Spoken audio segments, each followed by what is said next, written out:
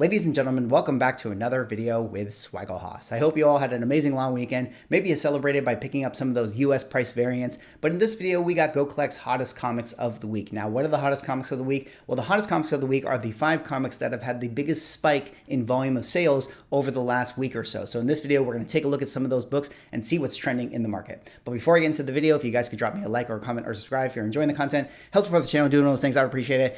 But let's get into this video here today. And of course, this article is written by Matt Tuck. I will put a link in the description if you guys want to do your own reading, but let's break it down for you right here. But the first book we got to talk about is this one right here, X-Men number 101, up 30 spots, now sitting in the 62nd slot. And what is the significance of this? Well, of course, you guys know this is the book written by Chris Claremont that came out in 1976 and would feature the first appearance of the Phoenix Force. Now, of course, the Phoenix Force would take over the body of Jean Grey. She would later become the Dark Phoenix, but this book right here would represent, the kickoff of probably one of the most quintessential storylines there is in all of X-Men comic books, the Phoenix Saga, the Phoenix storyline, and this one right here would be its first appearance. And, this is a great X-Men book. I mean, definitely a classic book that collectors like to have their hands on. I mean, this is such a popular storyline. We've actually seen it represented twice in the Fox movies in the X-Men franchise that we got, some years back. And, this book is one that I feel like is always going to be a desired collector's book. But the question is, why is this one getting hot this week? Do we feel like when we get X-Men in the MCU, they're actually going to do a Phoenix storyline once again? I mean, it'll be really interesting to think about it. I mean, on the one hand, we've already seen it. It's been done a million times. But on the other hand, Marvel's going much more cosmic. They like to explain all of these like dimensions and powers and multiverses and stuff. And it would be interesting for them to introduce, an idea of the Phoenix Force, especially when they have the Odin Force. If they really want to go into the history of those types of things, and maybe they'll do that like 10,000 BC Avengers storyline, they might want to use this for the kind of mythology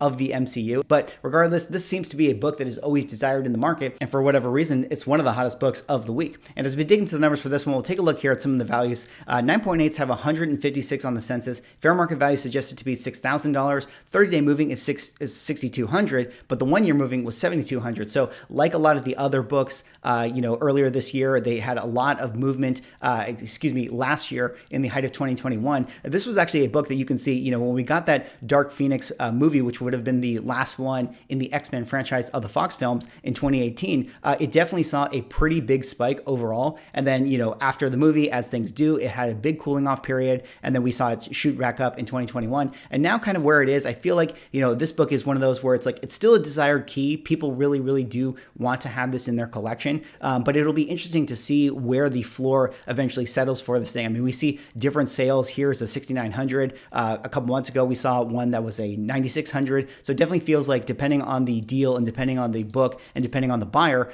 this one can definitely have a lot more volatility until it eventually finds its floor. And when I go into eBay looking for raw copies of this thing, I mean, typically it's still going to put you back about $400 or so, even at the low grade. I think it's such a desired book that people like to have their hands on that, it's going to take a decent amount of money to pry it out of a collector's hands. All right, let's go on now to the fourth hottest comic of the week. And the fourth hottest comic of the week is another cool Bronze Age book. In fact, a lot of the books that we have on this list here today are from the Bronze Age, and so that's pretty cool. But this one right here is Amazing Spider-Man number 194, up 32 spots, now sitting in the 57th slot. And what is the significance of this? Well, of course, this is a book that came out in 1979, written by Al Milgrom, that would feature the first appearance of the character known as Black Cat. Now, of course, as you guys all know, Black Cat, otherwise known as Felicia Hardy, would be sort of a anti-hero, love interest, sidekick, villain character to Peter Parker Spider-Man. She came out in this year of 1979 and would go on to have like a very long, interaction with Peter Parker, and would be actually one of the kind of more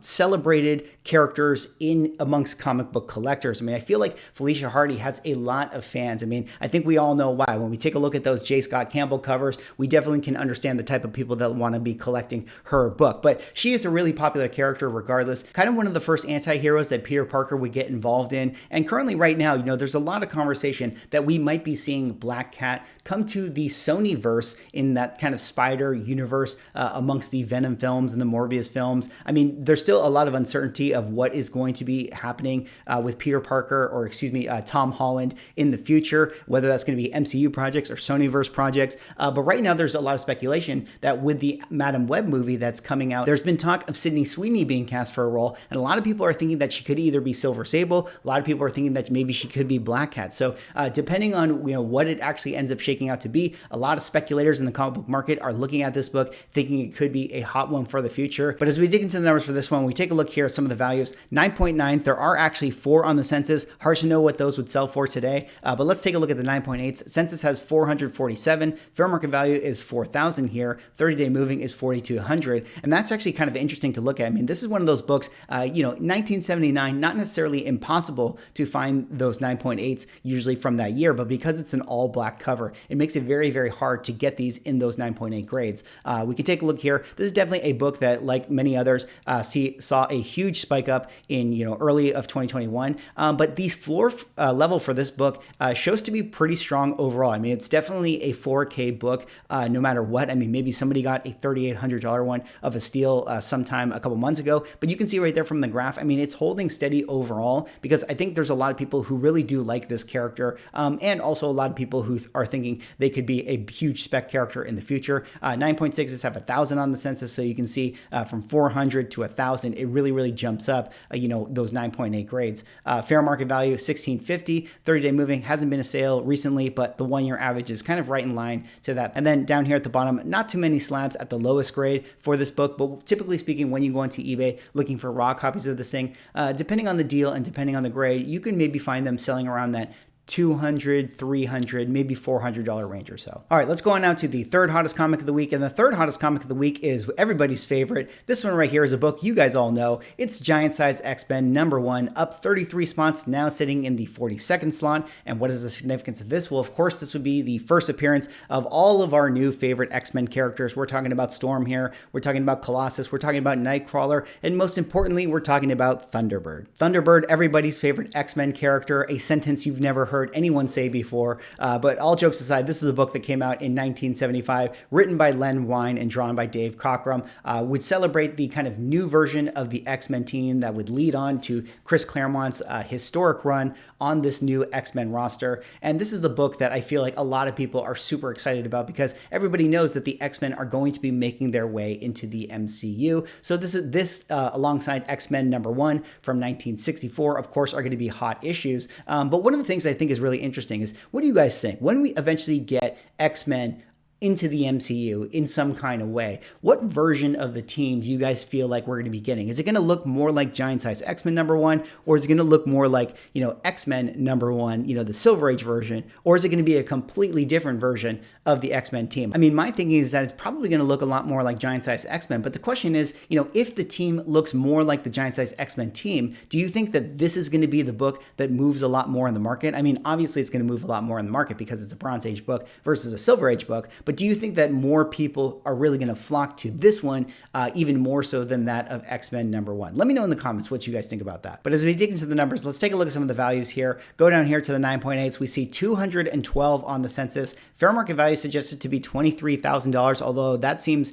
really wrong, because I know that, when I open this up, I'm going to see a couple of sales that definitely were not sales. In fact, you guys can see this book has absolutely crashed. Present day dollar value for this one is $41. What a steal. 9.8 Giant Size X-Men. Go collect. I don't know if you watch these videos, but you got to fix this right here. These obviously are not real sales. I think fair market value for this one is, roughly speaking, if we look at some of these numbers, is going around that sort of $50,000 range. In fact, there was actually a couple sales in this last month of June that hit that $48,000 price point, and that was at Heritage Auctions and Comic Connect. So you can see that this is a pretty strong support level for this book, at the 9.8 grade, selling at that $48,000 range. And it's definitely interesting to think about, the potential for this book, what it could maybe hit in the future. I mean, this is one of the more high census books as far as like Bronze Age are concerned. I mean, you can see there's 11,000 total graded on the census right here, which is, a decent amount more than what other keys of this era and this ilk would be. But it is such a popular book, and X-Men are so beloved that I do think that the floor value is going to hold for the most part with this book. And then, down here, say at the 8.0 grade, 897 on the census. Fair market value suggests to be 4,700. 30-day moving, 4,900. So always kind of trading right in line. And then down here at the bottom, this is a book that you can find at the low grade slab. I mean, I myself recently picked one up, but typically speaking, when you go onto eBay looking for the lowest raw copies of this thing, they are usually selling around that $1,400 to $1,500 range or so. All right, let's move on now to the second hottest comic of the week. And the second hottest comic of the week is another X book, one of my personal favorite X books. This one right here is, of course, X Factor number 6, up 40 spots, now sitting in the 47th slot. And what is the significance of this? Well, of course, this would be a book that came out in 1986, written by Louise Simonson and drawn by Ron Frenz, and would feature the first full appearance of the character known as Apocalypse. Now, Apocalypse, of course, in my opinion, is a top 3 X-Men supervillain. In fact, I would actually call him a top 10 Marvel supervillain there is in all of comic books. I mean, I absolutely think Apocalypse is a legendary supervillain character, and it was a real shame the representation that they had of him in the Fox franchise. I really think that they did this character dirty, and they could definitely do a much better iteration of him. But one of the reasons that Matt talks about in his article of why this book could potentially be getting hot is, of course, there's the potential that, we could be seeing Apocalypse show up in the MCU. But there's also a really strong potential that we could see Apocalypse being maybe the main villain of the X-Men 97 animated series. And if that does happen, this could definitely be a book that spikes up in the market. But as we dig into the numbers for this one, let's take a look at some of the values here. There are 2 9.9s on the census. Would be really cool to see what those would sell for. But 9.8s here, we have 1,087. Fair market value suggested to be 525. 30-day moving, trading right in line to that 533. And this is one of those interesting books that had a big spike up, when we can see that Apocalypse was first introduced, I believe, all the way back in the Days of Future Past movie, when we got that post-credit scene inferring that he was going to be coming.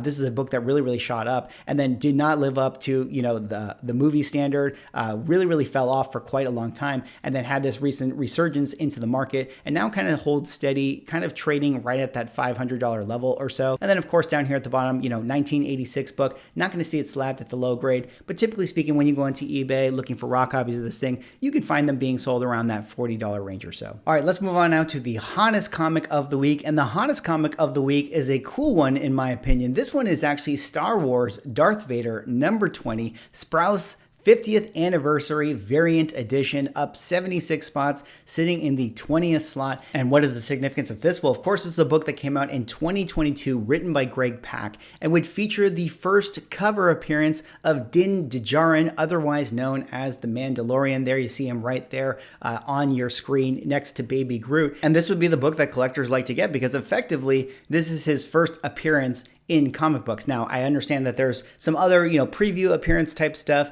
but, as far as cover appearances, this is the one. I think actually later this year or even this month, we're actually going to be getting a comic book that features an in-story appearance of the Din Djarin character. And, Mandalorian is quickly becoming, one of the iconic Star Wars figures. And I think a lot of comic book collectors are thinking, hey, this is going to be a special book due to that. But this is an interesting one. I mean, to all you Star Wars comic book collectors out there, how do you feel about this comic book right here? Do you feel like this is going to be the one to own if you're a Mandalorian fan, or are you going to kind of wait to the book that we get later on this month with the actual in-story appearance of the Mandalorian? I mean, do we feel like first cover appearances, even though they have nothing to do with the story, are going to be the book that has the most value in the market? Let me know in the comments what you guys think about this one. But as we dig into the numbers for that, let's take a look here at the 9.8 level. Of course, there's 1,020 on the census. Definitely a book that was graded quite a lot when this one came out. Fair market value suggested to be 180. 30-day moving is actually 105. So even though we're not selling all new record highs, I mean, the record highs came, right when this was released in March, where this book was selling for $200. Like most modern comics do, in terms of the pre-release of the sales, a lot of them start to, really correct right away. But, since June, it's definitely seen, kind of an increase. We've hit that floor level, and now this book is slowly starting to creep up once again. So it'll be interesting to think about, what the values for the 9.8s will do in the future. But if you're not interested in the 9.8 and you just want a raw copy, if you go onto eBay looking for this thing, you could typically see them being sold around that $15 to $20 price point. I mean, you also have to know that there is actually, I think, a second print of it, which has a silver border. So depending on which one you actually want, you got to make sure you buy the right one. Anyways, that's all I have for this video. Those were Go Collect's hottest comics of the week. Let me know what you guys think. Drop me a like, comment, subscribe if you're enjoying the content, and I will see you in the next video.